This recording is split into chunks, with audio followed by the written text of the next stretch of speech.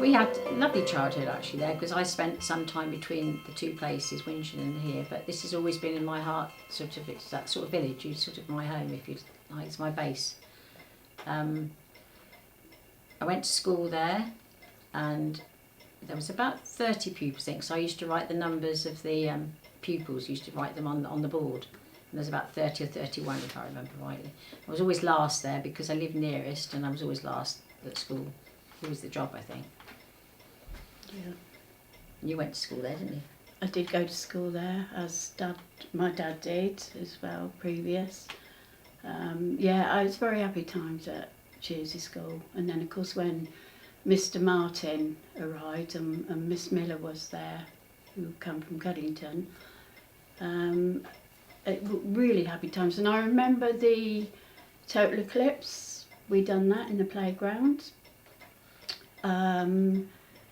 He was just a lovely man, Mr Martin. He really was. And I think we had fun days there. We did. We had our outside toilets. But, so that weren't. I think they're still there now. They are still there.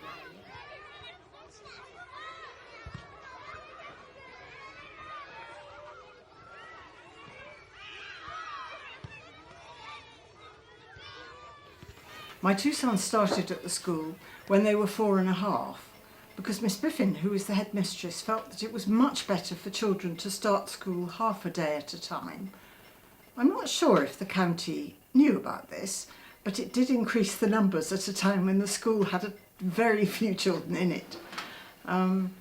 It was a brilliant school, partly because there were so few people. There was one teacher and one welfare assistant, and the ages were up to 8, so 4, 5, 6, 7, 8 really, and they learnt more in that time than most children in big schools would, because there was so much individual attention.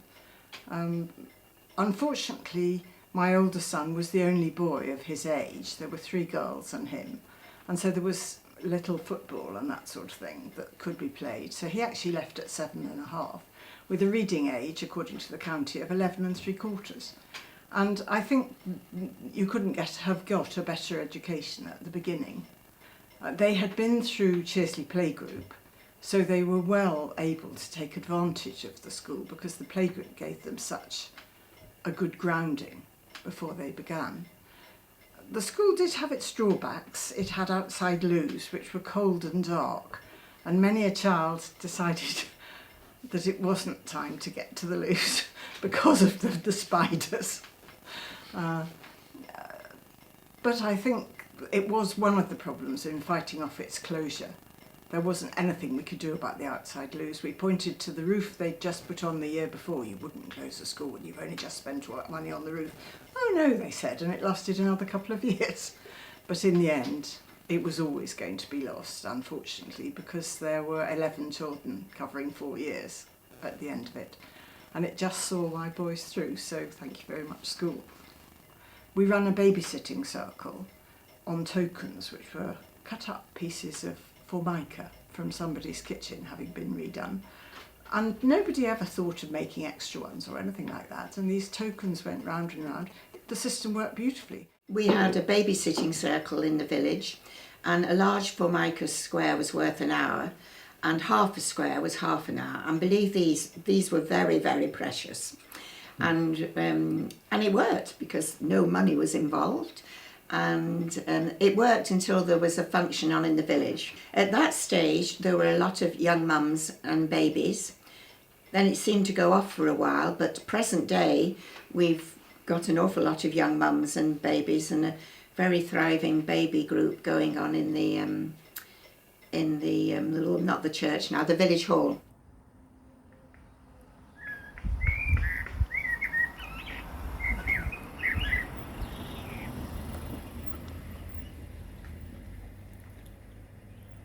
Children used to play in the garden. They could look over to my house, which was just opposite, and all the children were going, ooh, ooh, ooh, and they looked up, and Guy was climbing out of the top bedroom window, trying to get from one across to the other, and Miss Biffin then rang up and said, "Oh, Mrs. Tillier, Guy's trying, go up very quietly, Guy's trying to climb out of the window."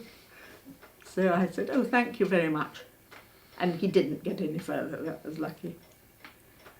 Though he did when he was very tiny, couldn't do now. He crawled out of my drive, and I suddenly saw him trying to get to school to Ivor and Charlie, but I got him back from there.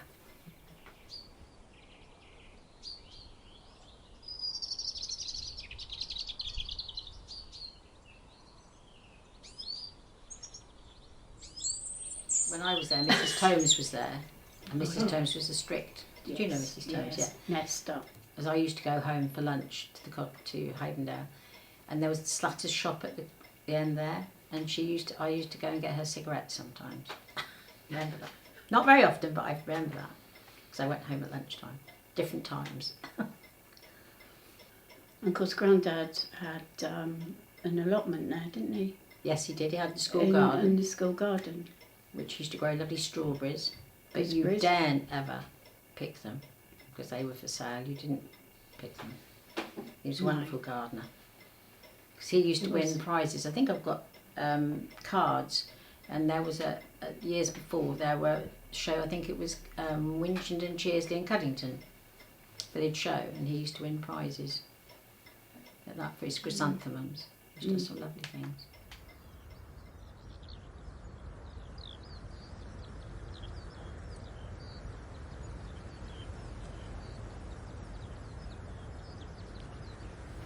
It was a lovely little school, and what's so sad is that it could now be used for, we've got so many young families in the village.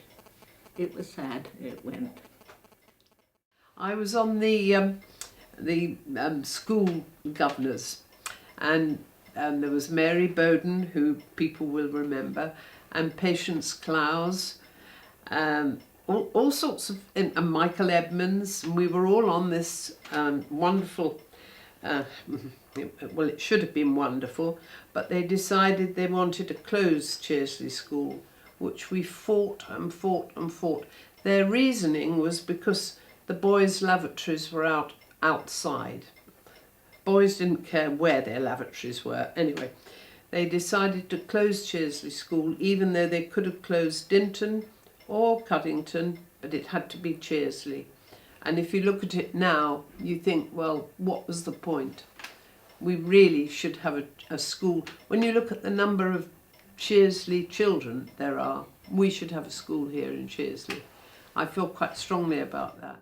In point of fact, when I was on the PCC, the Church Council, I nearly fell out of Stanley because that was when they were choosing about the schools, and they said, and they were going to take Chearsley. And I said to him, it must have been very difficult for you, Chearsley, going. And he stumped out of the meeting and went back to Long Crendon. So I'd always been taught you never lie on someone, on an argument or anything like that. So I drove off to Long Crendon, and I knocked on Stanley's door and said, "Look, I'm very sorry, I didn't mean to upset you," and all was well. Patience, who was a dyed-in-the-wool spinster in her 80s, she thought, right, I'm going to sort all this out. So she went knocking on all the doors, asking people whether they were going to have more children, which was wonderful for an ageing spinster. Also, Patience, if I may be so bold, I think her fiancé was killed in the First World War, and she was an almoner at St Thomas's, where Della was trained as a Nightingale nurse. So she was very much the old school, came from the Clowes family, a debutante, and sat at the Viceroy's table in India. I did the eulogy actually at her funeral, which was interesting because it meant I learnt a lot about her, things that I didn't perhaps know. She was wonderful. To me, she was one of the great old school Patience Clowes. A real sort of old spinster. Brilliant lady.